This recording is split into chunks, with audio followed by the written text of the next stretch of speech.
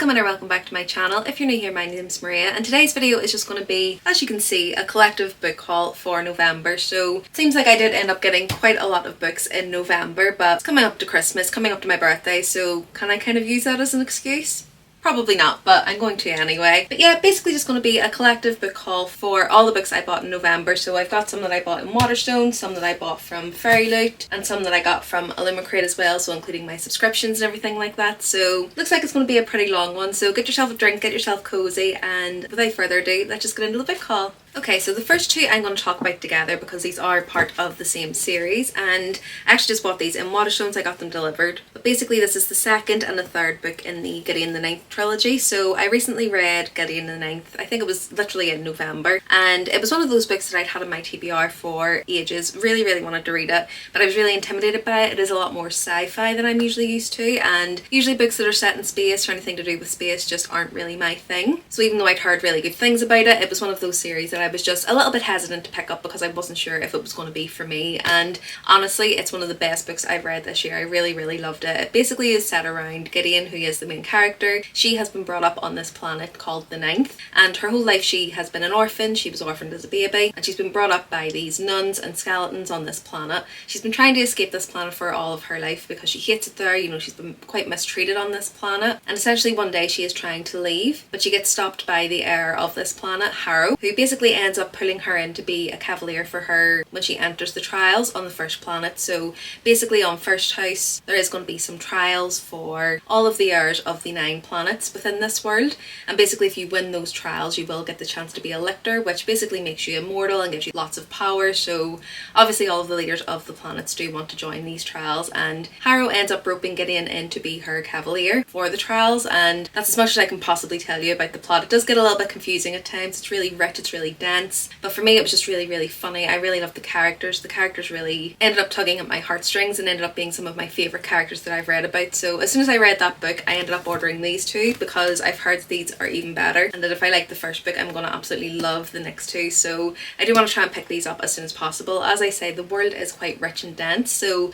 I don't want to forget all of the details of the first book before I jump into these two, but definitely going to be reading these soon. Definitely going to be picking up the audiobooks as well, because the audiobook for the first book, Gideon the Ninth, was absolutely amazing. I really loved it, and I think it's half the reason I enjoyed the story so much. So yeah, first two books on the haul are Harrow the Ninth, so this is the second book. Obviously, as I say, this is one of the characters in the first book. And then the third book is Nona the Ninth, and I haven't met this person yet, so I'm guessing something's going to happen in the second book to introduce this character. But I just love these editions as well. I think these are the US editions, but they're extremely floppy, really easy to read as well. But yeah, really glad to have got these to add to my collection and hoping to read them really soon.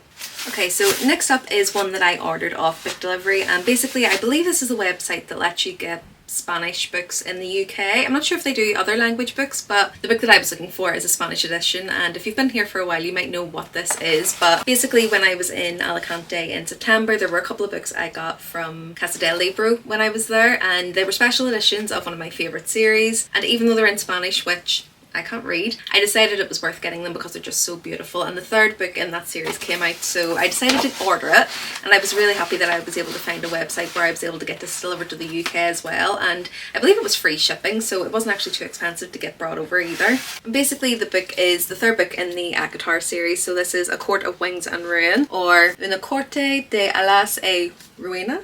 I have no idea if that was pronounced right. I'm sorry to anyone who is Spanish or who can speak Spanish who had to endure that. But yeah, basically these are just some special editions the Spanish publisher seem to be doing. They seem to be available for anyone within Spain, so it's not an exclusive to Casa del Libros or anything like that. So basically just all of them have these plain kind of black and gold dust jackets. There is a tiny bit of damage on this, but I mean it travelled quite a long way, so I'm not too fussed about that. But basically the reason I want these is because firstly they do all have these beautiful sprayed edges, and I'll just show you the other two books in the series so that you can kind of see them lined up. So as you can see, all of the edges are sprayed kind of the colours of the standard editions that we have here in the UK. They do have all of these sprayed edges, and if you look at the pictures obviously they do align to some of the storylines within the books as well. So can I speak Spanish? No.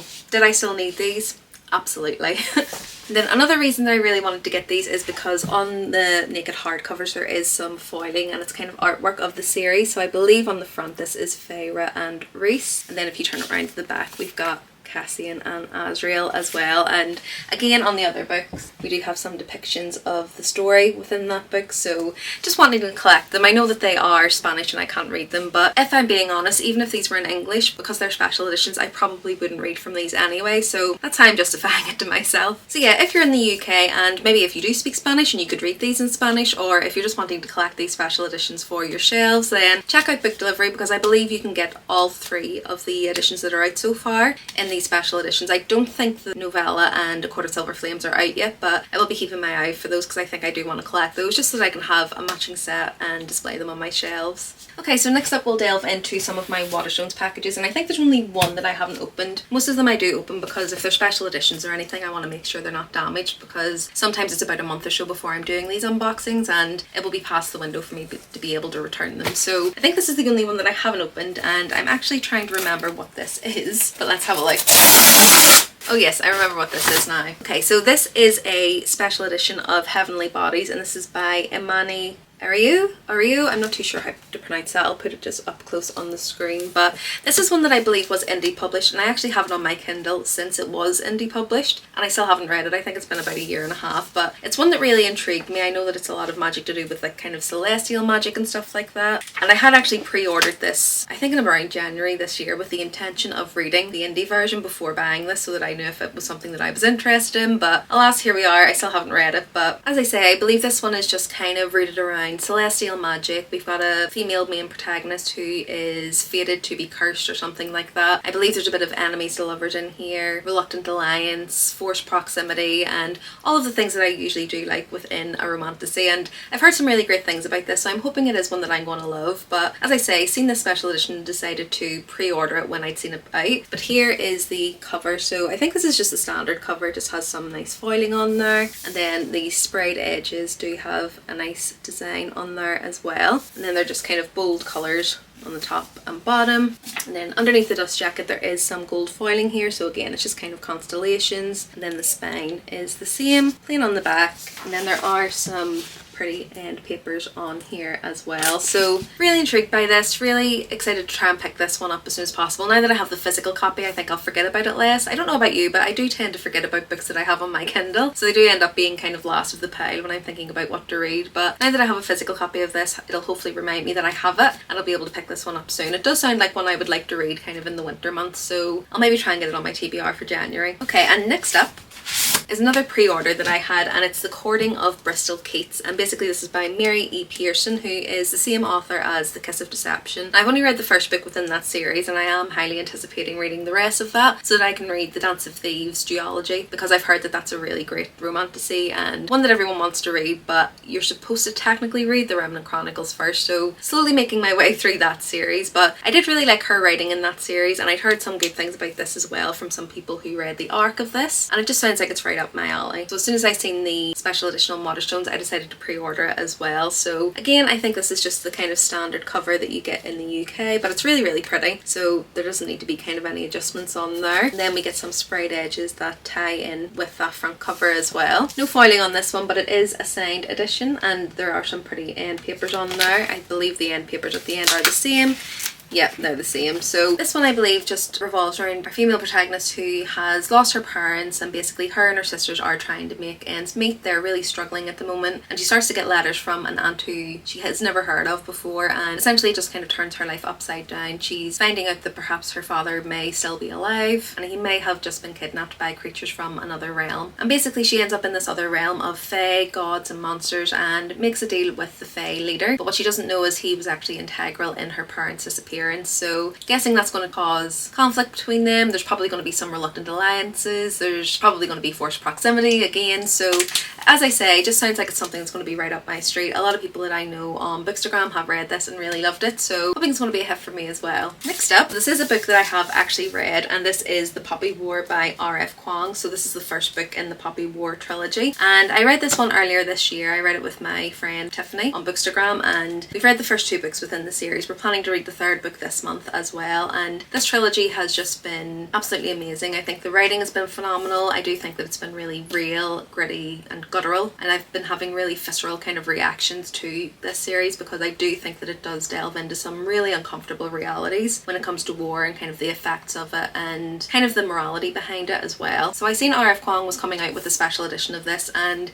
she kind of said it was nice for her because the initial book, when it was coming out, she wasn't really confident enough to have more of a say on what the cover was like or what the book looked like. Obviously she was quite young when she published the first book. I think she was around 16 or 18 or something like that. She was very, very young, so she felt like she didn't really have the autonomy to be able to say, you know, this is what I want the book to look like. I think she just kind of felt like she was just so lucky to be getting a book published that she just kind of went with what the publisher said. So she said it was really fun to get more of a say and kind of more of a role in determining what the book would look like. So this is the special edition, so this is the cover, and I'd say that this is definitely very in line with the series and kind of how I view the series and that happened within the series. I think this does depict it really well, and obviously there's some really nice foiling on there as well, and it kind of continues then around to the back. We do have some sprayed edges. The bottom and the top are just solid, but then we do have some flames on the side. Quite simple foiling on the front, and then there is some art on the end papers as well. I believe the back is the same. No, it's different on the back, so there is some more art on the back as well. So in this one we're following Rin, who is an orphan and has been living with her aunt and uncle for her entire life basically now. Her aunt and uncle have been quite abusive and cruel to her, and at the start of this story she is actually preparing to be married to quite an old man, so they're basically trying to marry her off to make some money because the shop that they run isn't really bringing in the money that they would like it to, and they have been trying to just get rid of her basically for quite some time. Rin desperately does not want that life. She doesn't want to be married. She doesn't want that to kind of be her journey in life, and she's always wanted to be a warrior, so she makes a deal with her aunt and uncle that if she can get into this academy for training the military called Sinigard, that they will allow her to go and call off the marriage to the suitor who they had lined up for her, and she ends up getting in, and basically from there the story really implodes. And as I say, it's really just a story of war, the morality of war. It's quite gritty, it's quite visceral. There's a lot of really real images in here of what war looks like, how it impacts people, how it impacts your morality, and it's just been an amazing series to read. As I say, the writing has been phenomenal. I'm really excited to read the third book, but also not quite ready for the emotional damage I'm sure it's going to do. But as I say, the first two books have been amazing. Both have been 5 stars for me, so this was definitely a book that I wanted to get on my shelves because it's definitely one of the best books that I've read this year and potentially ever. So definitely wanted to get this to put on my shelves and kind of display because I've only got the paperbacks and I don't think you can really get any special editions of this, so I was really excited to see that she was coming out with a special edition of this one. It is starting to get dark now, so apologies if the light does change a little bit. I'll be doing as much as I can within the next kind of half hour while I still have light, but if it gets a bit darker, hopefully it's not too noticeable on the camera. So next up is another special edition pre-order that I made from Waterstones, and this is the second in the kind of Throne of the Fallen series, so the follow-on series from Kingdom of the Wicked from Carrie Maniscalco. Now, you may ask, have I read Kingdom of the Wicked? The answer would be no. You may ask, have I read Throne of the Fallen? The answer is also no. But I'm really anticipating enjoying that trilogy and then moving on to Throne of the Fallen, and I do have a special edition from Waterstones of Throne of the Fallen, so really wanted to pick this up so that if I do end up reading that and loving it, that I will have a complete set and I won't regret not picking this up when it was out. So I can't really tell you too much about this series. I know that in the Kingdom of the Wicked it's kind of following Princes of Hell, and I believe they're all kind of linked with the 7 deadly sins, so I think there's like wrath, envy, gluttony,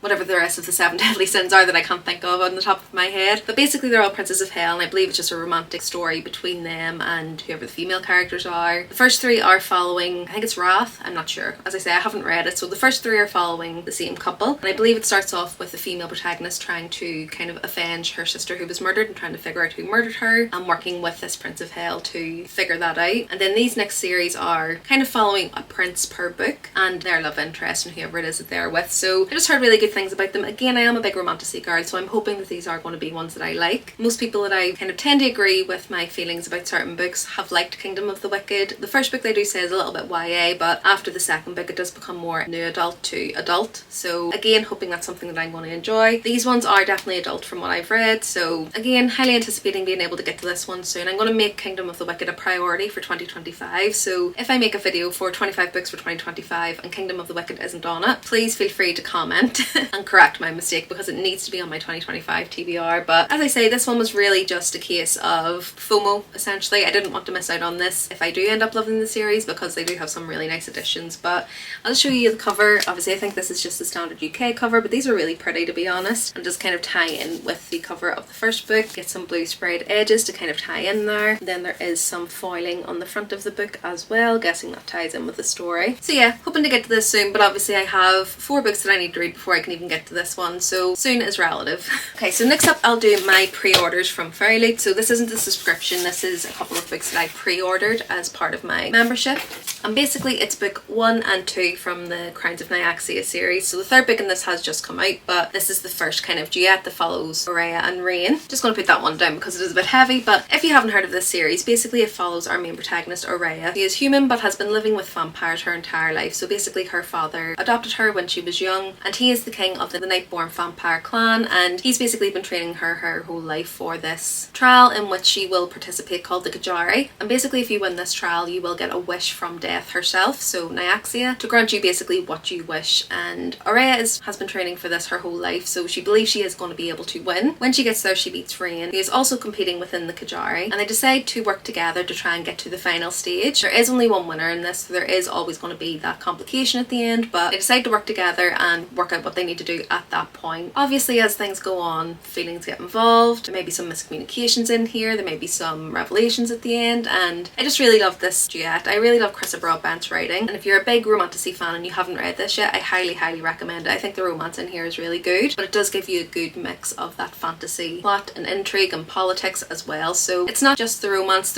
is kind of the forward plot within this one, I would say, but there's enough within there to kind of intrigue you outside of that as well. So as I say, Chris Broadbent is probably one of my favourite authors. I really love this duet, as well as Daughter of No Worlds. That series is actually probably a little bit more favoured by me than this one, but this is a special editions they were doing. But do know, if Fairyloot ever do a edition of Daughter of No Worlds, I will definitely be purchasing that because I absolutely adore that series. But back to this one, I do still love this series. I would just say that the Daughter of No Worlds is slightly more favoured by me, but as soon as I seen they were doing these editions I really wanted to grab them. So they did do a completely new dust jacket on this one, so it's dark blue and black. You can kind of see in the background it's got a serpent on there within the design and silver foiling. Then I really like the spines on these as well. Then there is some more foiling on the back, and then the sprayed edges on the first one obviously has a serpent and some roses. We do have some fan art on the naked hardback, so we've got Aurea and Rain there, and again on the spine, and it just kind of follows round. And then there's some more artwork inside, and I absolutely adore this artwork. It's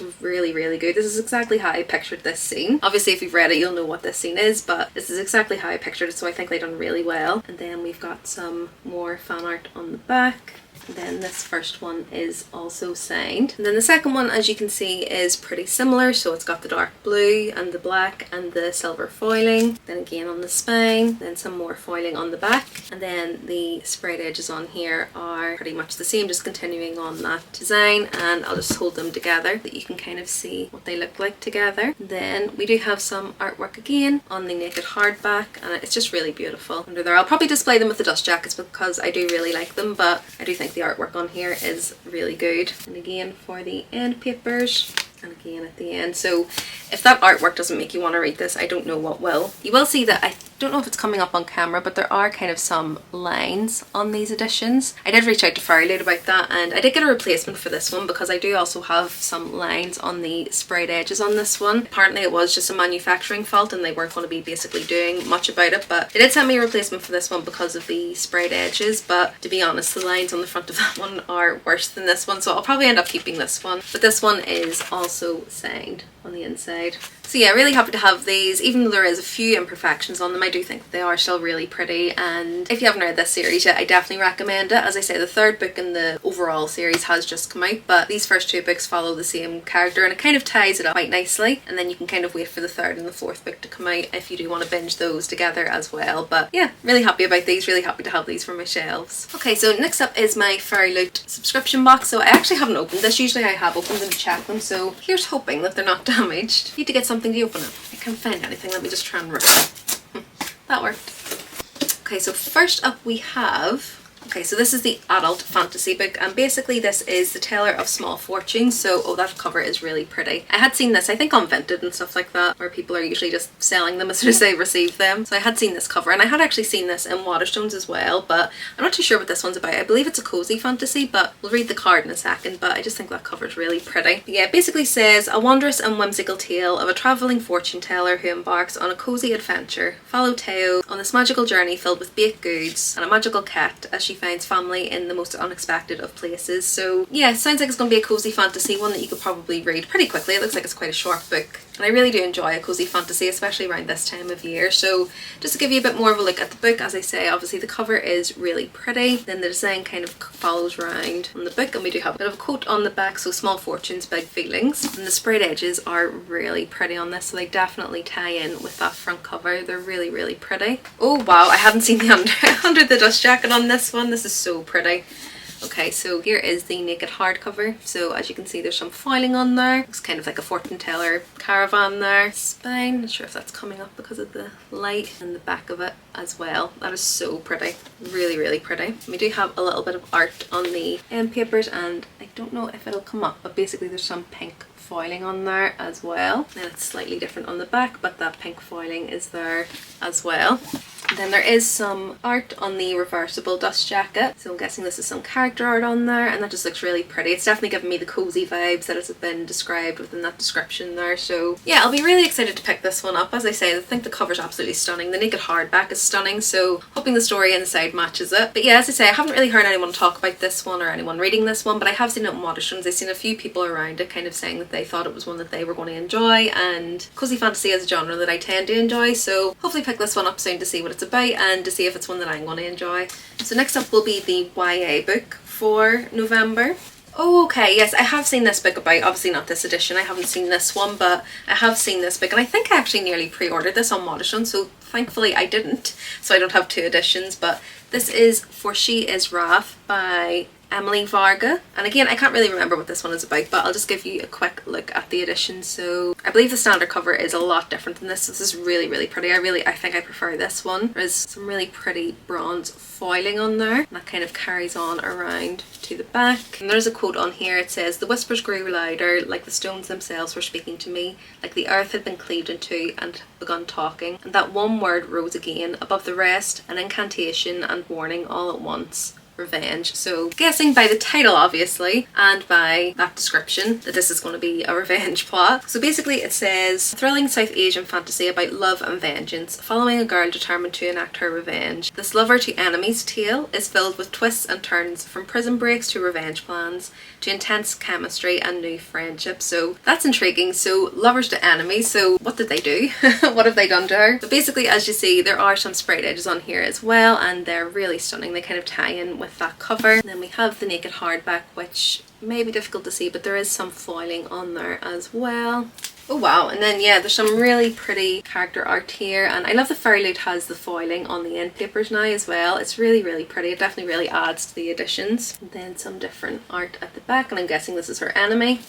This one is also signed. And then we do have a reversible dust jacket, so I think this may be the standard cover but slightly different colours. I think the one that I've seen has like blue and yellow, so I do actually really like this, and there is some artwork on there if you can see. Yeah, I'll probably keep the first cover because I really do love the foiling and the artwork on that front cover, and kind of the matte with the foiling as well. But it's nice to have the option. So yeah, definitely intrigued by this one. If there's one thing I love, it's a good revenge plot, so I'll be really excited to see what happened in this one and why she ends up being an enemy with her lover. I suppose I'm just here for the drama, really, but yeah, really excited to get to this one. And then last but not least, I do have my illumicrate, which again I haven't opened, so I need to try and find something to open this because I don't think I'm going to be able to pull this open as I did with the Fairyloot. Okay, so I haven't heard of this one before, so it's The Last Hour Between Worlds, and it's by Melissa Caruso. So I really like the cover of this one. It's really pretty. Not too sure what it's about. I'm guessing it could be time travel or something like that. I'm not too sure, to be honest. I haven't heard of this one, but this is the cover. I really like the colour of that. Then there are some pretty sprayed edges which match in as well. Then we do have some character art on the end papers,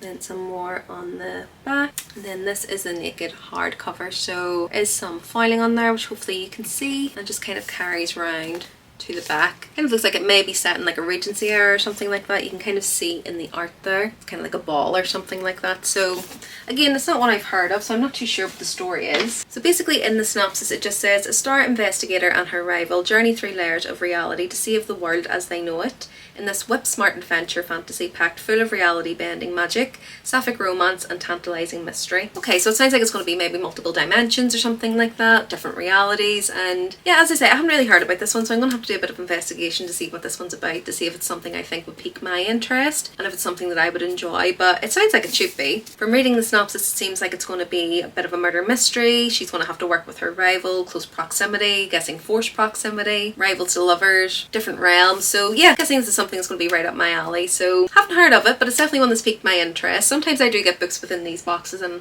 I really need to be better about looking up to see what the books are and skipping if it's not something I'm interested in, because I do have quite a few that I just know I'm never going to read, and it's just a waste to get them delivered if it's not something I'm going to read. I do always put them on Vinted for a pretty good price, you know, at maximum cost price, if not a bit less, but it's just a bit of a hassle, so I need to be better for that. It's one of my goals for 2025 to be better at doing that, but this one does pique my interest. It is something I think I'll enjoy, so happy I didn't skip this one. But if you've read this one, definitely let me know. It's not one I've heard of or one that has been on my radar, but going by the cover, going by the character art, going by the synopsis, sounds like something that could be interesting to me and something that could be right up my alley. Okay, so that's it for this book haul. We ended up with 12 books this month. I think there were a few that I bought in Waterstones and I can't remember when they were bought or if they were November or not, so if they're not in this haul and you've seen them in a different video, or you may see them in an upcoming haul video, because I am actually going book shopping tomorrow. It is December now, obviously. Christmas is coming up, but my birthday is also in December. I've got quite a few points built up on my Waterstones card, as well as some money from selling books as well, so technically I can get free books with that. That's definitely girl math, but technically I can get free books, so definitely going to be going and doing a bit of shopping tomorrow, and I will take you with me, and there probably will be another haul. I think it may be the next video, so the next video may be another haul, but please do know it's just because it's around Christmas time and I built up points, and it is around my birthday as well, so even though I'm contradicting myself by saying this isn't the norm for me, I wouldn't normally do 2 hauls in such close proximity. Usually it is kind of an accumulation of a month's worth of spending, but probably will treat myself a little bit, as I say, because it's money from books that I've sold, as well as building up my points on my Waterstones card. But as I say, that'll hopefully be the next video. Let me know what books you hauled in November. Do you have any that were your favourites, or any that you'd been anticipating? I will have already been shopping, but I do have another day off next week for my birthday, so if you do have any book recommendations, do let me know. If you like this video, do remember to give it a like, and if you want to see more from me, remember to subscribe. I post 2 videos per week, and it's videos like this, so book hauls, book recommendation videos, reading vlogs, some shopping with me, all good bookish things like that. Other than that, thanks so much for watching this one. I hope you enjoyed it, and I'll see you in the next one soon.